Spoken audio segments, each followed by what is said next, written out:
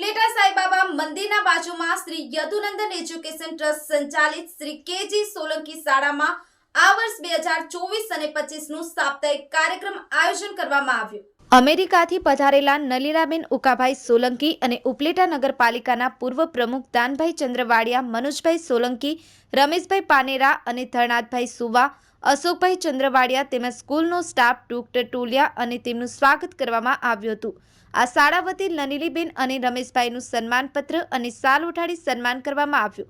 અમારી શાળામાં ભણેલા મહેમાનો, બાળકો, વાલીઓ અને સ્ટાફ તેમજ ટ્રસ્ટીઓ દ્વારા આભાર વ્યક્ત કર્યો હતો, જેમાં બાળકોએ બેટી બચાવો, બેટી પઢાઓ, નારી શક્તિનું પ્રોત્સાહન જેવા પાત્રો ભજવી અને સમાજને એક આગવી ઓળખાણ આપી હતી અને નાટકરાસ ગરબા અને કાર્યક્રમ ભજવ્યા હતા। ન્યૂઝ9 ગુજરાતી સાથે ભાવેશ ગોહિલ, ઉપલેટા।